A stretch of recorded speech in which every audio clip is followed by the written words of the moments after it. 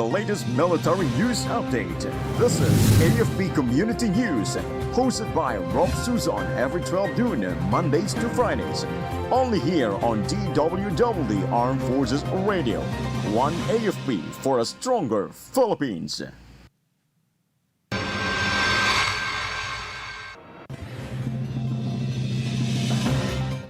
CTG rebel surrenders after clash in Samar. AFP and GMA Capuzzo Foundation inaugurate new bridge in Rizal. Verbenas rains caused roof-high floods in Bacolod City and Negros Occidental. DepEd Lod's passage of 1.04 trillion pesos budget for 2026.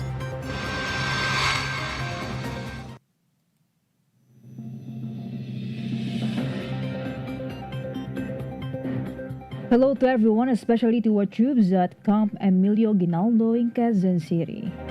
Today is Wednesday, November 26, and this is AFP Community News, your source for the updates on the armed forces and other developments across the country. I am Rofh Suzon-Abay, here to bring you today's stories. DWDD Armed Forces News. For the brief overview of our news, a wounded communist terrorist group member surrendered to local officials in Barangay Giriganon, Gandara, Samar after an armed encounter with government forces. Barangay officials and responding soldiers coordinated quickly to ensure Lino Sanyad Dacuma's safety, turnover, and medical treatment at Gandara District Hospital. He sought help from residents after being separated from his group in the hinterlands.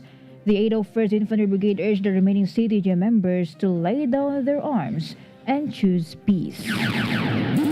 DWDD Armed Forces News. Relatedly, more than 100 residents from two upland villages in Gandara, Samar evacuated over the weekend due to clashes between government troops and New People's Army fighters. Local authorities assisted 29 families from Barangay Marcos and 21 families from Barangay San Miguel in evacuation centers. Officials at the Philippine Army held an emergency meeting to coordinate the security and relief efforts. The encounters resulted in the death of a female rebel and the recovery of several high-powered firearms. Armed Forces Radio.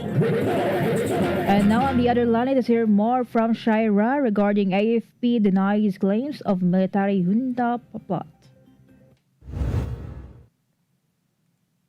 Yes, good afternoon. The Armed Forces of the Philippines firmly denied that a military junta exists within its ranks. AFP spokesperson Colonel Francel Margaret Padilla said the organization remains committed to constitutional processes and will not support any extra-constitutional actions. The statement came after Senator Panfilo Lacson revealed he had ignored offers from retired officers to join a supposed civil-military junta. Colonel Padilla said other agencies should investigate the matter, while the AFP will cooperate if required. This is Shai Rivera reporting for AFP Community News, One AFP for a stronger Philippines. Thank you, Shaira. DWDD Armed Forces News. A former regional headquarters Comiteng Rehiyon Panay rebel member surrendered in Igbaras, Iloilo yesterday after deciding to abandon the armed struggle. Local officials at the 61st Infantry Battalion coordinated the talks that led to peaceful surrender of alias Patrick in Barangay 3 Poblacion. Authorities assured his safety and pledged government support and benefits. Officials urged the remaining rebels to return to the fold of the law and choose peace. DWDD Armed Forces News. The Armed Forces of the Philippines and GMA Capuzzo Foundation inaugurated a newly completed 50-meter cable suspended bridge in Sitio Mabolo, Barangay Puray, Montalban, Rizal. AFP Chief of Staff General Romeo Browner Jr. and GMA Capuzzo Foundation EVP Ricky Escudero Catibog led the ceremony. The bridge will provide safe daily passage for around 3,000 Dumagal Tremontado residents. The project highlights unity between government, private groups, and local communities. Armed Forces Radio. Let us hear more from Eljoy of First Year G about NOLCOM highlights continued peace gains in Benguet's Insurgency-free declaration. Yes, Rofh, the Northern Luzon Command Armed Forces of the Philippines expressed full support as the province of Benguet once again reaffirmed its status as an insurgency-free province following a ceremonial declaration and signing of resolution held at the Ben Palis Peace Hall, provincial capital at Trinidad, Benguet. Highlighting the continued gains in the region's peace and security efforts, a resolution reaffirming the state of stable internal peace and security in the province of Benguet, recognizing the Philippine National Police as an individual force in sustaining the stability operations with support from the Armed Forces of the Philippines consistent with the Executive Order 546 and reaffirming the JPP-SSC as institutional platform for interagency security coordination. The reaffirmation of Benguet as an insurgency-free province and the further adoption of the PACE program is a testament to the unwavering cooperation between the Armed Forces of the Philippines, the Philippine National Police, local government units, and the communities they serve to pursue lasting peace and development in the province of Benguet. Northern Luzon Command remains committed to supporting Benguet in maintaining its insurgency-free status and ensuring lasting peace and security for its people. This is Meljoy Nesho Arroco reporting for AFP Community News, 1 AFP for Stronger Philippines. Thank you, Meljoy of First CRG.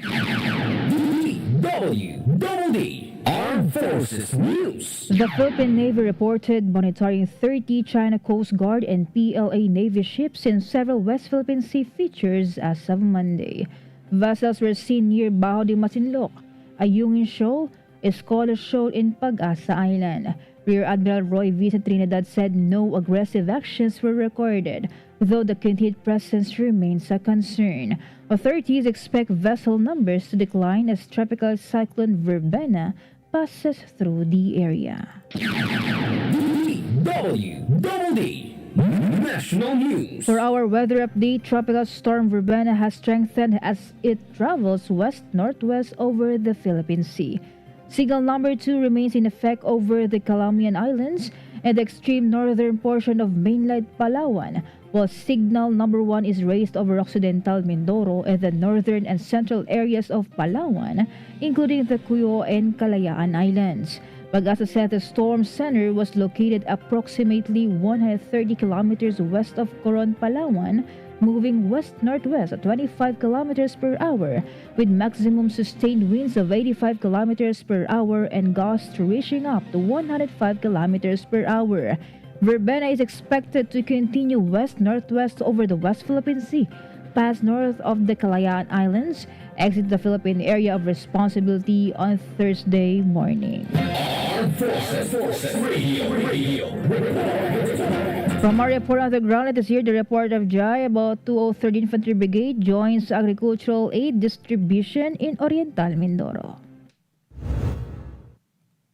Rofh, the 203rd Infantry Brigade joined Task Force Balik-Loob in distributing rice, onions, and seeds at the provincial demo farm in Victoria, Oriental Mindoro. Governor Homerlito Dolor and Vice Governor Jojo Perez led the activity to support local farmers' livelihoods and production. The distribution aimed to strengthen cooperation between the government, agriculture sector, and military. Officials said the initiative will help increase farmers' yields, income, and contribute to food security in the province. This is Jai reporting for AFP Community News, 1 AFP for a Stronger Philippines. Thank you, Jai. DWDD National News. The Department of Social Welfare and Development has begun distributing boxes of ready-to-eat food to passengers stranded at ports nationwide due to rough weather caused by Tropical Storm Verbena. In Calabar Zone, 94 stranded passengers at the Dalahican Port in Lucena City, Quezon, received food boxes from the DSWD field office, while in Negros Occidental, 100 locally stranded individuals at the Bacolod Real Estate Development Corporation Port in Bacolod City were also assisted. At the Surigao City Port, 39 passengers were given ready-to-eat food boxes by the DSWD field office in Caraga. DSWD Assistant Secretary Erin Dumlao explained that each box contains halal-certified meals to ensure that evacuees and stranded passengers have sufficient food within the 24 to 48 hours that the storm affects our locality. DWDD National News. Verbena, which has since strengthened into a tropical storm, caused flash floods that submerged or swept away houses in Bacolod City, Negros Occidental. In Barangay Mandalagan, several homes in Purok Carvic were covered by chest-deep floods, forcing residents to evacuate pets and abandoned belongings, while residents of Barangay 39 had to climb onto their roofs for safety. In Barangay's Incang Airport, Philippine Red Cross rescuers used rubber boats to reach people stranded on roofs. Meanwhile, the floods in Barangay 40 were strong enough to wash away some houses, leaving residents frustrated as relief from previous storms had not yet arrived. Armed Forces Radio. And now some information from Mike about 103rd Infantry Battalion in Pinokpok Police in Kalinga launched anti-insurgency awareness drive. The 103rd Infantry Battalion and Pinokpok Municipal Police Station conducted an information campaign in Barangay Alagea in Kalinga. Troops carried out loudspeaker operations and distributed materials to warn residents about CTG recruitment tactics and promote government reintegration programs. Community members welcomed the initiative, saying it strengthened their understanding of security efforts. The joint activity demonstrated the government's proactive push to counter insurgency and support peace in vulnerable communities. This is Mike reporting for AFP Community News, one AFP for a stronger Philippines. Thank you so much, Mike. DWDD National News. For other national news, the Department of Education praised the approval of its 1,044 billion peso budget for 2026 by the Senate, calling it a crucial step toward addressing long-standing challenges in the basic education system. According to DepEd, the budget's passage reflects continued confidence in Education Secretary Sonny Angara's leadership and the Marcos administration's commitment in improving learning outcomes. The approved budget reinforces major programs, including doubling the textbook and learning materials fund, expanding the school-based feeding program, and allocating significant funds for basic education facilities and disaster preparedness. It will also support the creation of new teaching and administrative positions, expanded laptop provisions for teachers, increased personal benefits, and the full implementation of the Academic Recovery and Accessible Learning Program, which will compensate over 98,000 students. DWDD National News. President Ferry Marcos Jr. called for stronger enforcement of laws protecting women as the country began the national 18-day campaign to end violence against women. He emphasized that ending gender-based violence is imperative and urged citizens, leaders, and public servants to promote respect, consent, and fairness so that all women can live in safety and dignity. Marcos highlighted that protecting women's rights and welfare must be a continuous mission, with campaigns like this ensuring that institutions and the public uphold equality and justice. The United Nations defines violence against women as any act of gender-based violence that causes or is likely to cause physical, sexual, or mental harm, including threats, coercion, or arbitrary or deprivation of liberty, whether in public or private life. Armed Forces Radio. And let us hear more updates from Marian about Bohol Amnesty Board engages students in anti-insurgency awareness program. Local Amnesty Board Bohol joined the Youth Empowerment and Counterinsurgency Program in Barangay Dosita, Sierra, Buliones. The event marked the start of the 100-day countdown before the amnesty application deadline and formed part of the Amnesty Proclamation's anniversary celebration.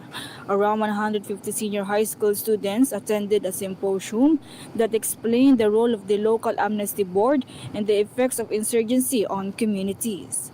Organizers emphasize the importance of guiding the youth to choose a positive path for themselves and society. This is Marion reporting for AFP Community News, 1 AFP for a stronger Philippines. Thank you, Marian. DWDD National News. Meanwhile, the Department of Social Welfare and Development, together with the Juvenile Justice and Welfare Council, reaffirmed its commitment to protect, rehabilitate, and reintegrate children in conflict with the law into society. Assistant Secretary Zabedin Aziz emphasized that every child, whether in conflict with the law or a victim of violence, should be given a second chance and hope for a brighter future. The DSWD and JJWC continue to support local government units in improving the management and services of Bahay Pag-asa facilities, and the new agricultural camp in Palawan will provide rehabilitation specifically for children serving sentences operated by the Bureau of Corrections. Aziz also highlighted that the agency opposes proposals to lower the minimum age of criminal responsibility and noted that the agri-camp prevents children from being housed together with adult persons deprived of liberty. DWDD National News. The National Authority for Child Care condemned a new scheme of trading infants through Facebook after 3 suspects were arrested in Quezon City last week. NACC Executive Director and Undersecretary Janela Ejercito Estrada described the act as a heinous crime committed for economic gain against a defenseless child. An operation conducted by NACC and the Philippine National Women and Child Protection Center rescued a 1-month-old female infant who had been sold for 40,000 pesos on Facebook after initially being purchased for 20,000 pesos. The 3 suspects, aged 22 to 26, are detained at Camp Crame and face criminal charges for violating Republic Act 9208, the Anti-Trafficking in Persons Act. Armed Forces Radio. From Gina updates, about 57 IB welcomes 5 new privates after combat skills assessment. Yes, Rofh, the 57th Infantry Battalion assessed 5 newly introduced privates at UPI Maguindanao del Norte to ensure they are fully combat ready. The assessment covered skills such as map reading, land navigation, rifle assembly, knot tying, and tactical radio use. Battalion Commander Lieutenant Colonel Aaron Gumabaw led the activity and emphasized discipline, integrity, and dedication to service. The unit held a budal fight to welcome the new Masikap troopers into the battalion. This is Gina reporting for AFP Community News, 1 AFP for Stronger Philippines. Thank you so much, Gina. DWDD National News. Congressmen accused of receiving kickbacks from questionable flood control projects appeared before the Independent Commission for Infrastructure. Quezon City 1st District Representative Juan Carlos Ataide and Caloocan 3rd District Representative Dean Asistio were named by contractor couple Pacifico and Cesara Discaya as recipients of kickbacks during a Senate Blue Ribbon Committee hearing last September 8. Ataide was the first to arrive at the commission and said he volunteered to appear in order to expedite the investigation process and express his readiness to present evidence refuting the allegations. He also revealed that the commission offered to live stream his hearing, but he chose to hold it in an executive session instead. DWDD National News. An official from online employment portal JobStreet by SEEK emphasized the importance of helping small businesses access qualified staff to support their growth.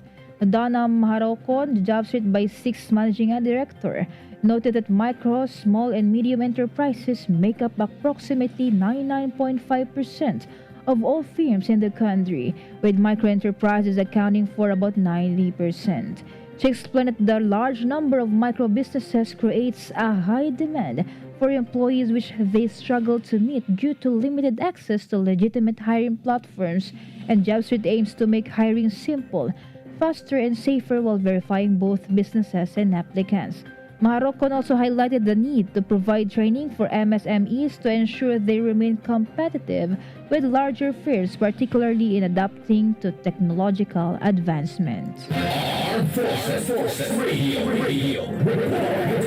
From 7CRG, let's hear more from MIPS about NCRCom strengthens community awareness in Serbisyo Caravan at Bagong Silangan, Quezon City. Yes, good morning. The National Capital Region Command participated in the Serbisyo Caravan held at Barangay Bagong Silangan, Quezon City, delivering essential services and security awareness to residents. The activity brought together national government agencies and local partners to provide direct assistance to the community. Residents benefited from food pack distribution, free seedlings, job hiring opportunities, and on-site scholarship application services. NCRCom, in partnership with NICA, also conducted an information awareness session on CTG recruitment, equipping the public, particularly the youth, with knowledge to avoid deceptive tactics. NCRCom also highlighted its West Philippine Sea advocacy, emphasizing the importance of safeguarding maritime rights, territorial integrity, and national sovereignty.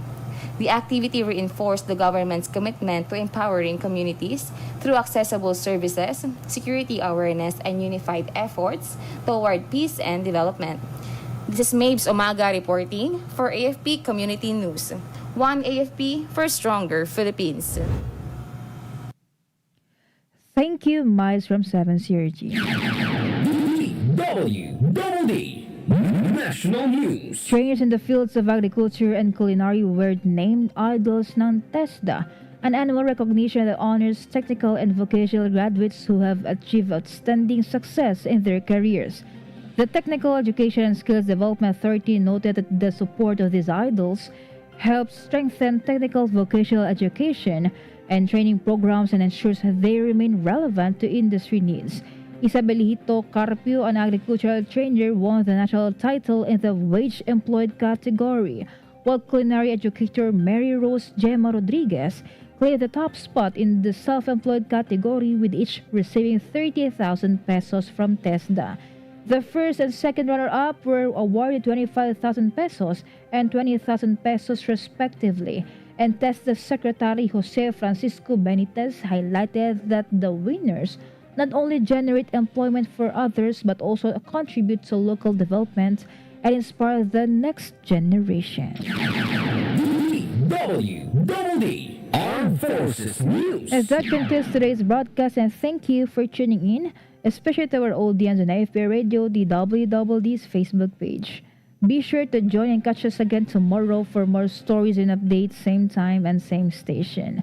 Once again, this is Rofh Suzon-Abay for AFP Community News, one AFP for stronger Philippines. Behold the latest military news update. This is AFP Community News, hosted by Rofh Suzon every 12 noon, Mondays to Fridays. Only here on DWDD Armed Forces Radio. One AFP for a stronger Philippines. Kayo ay nakatutok sa DWDD AFP Radio. Kami po ay kasapi ng KBP, Kapisanan ng mga Broadcaster ng Pilipinas.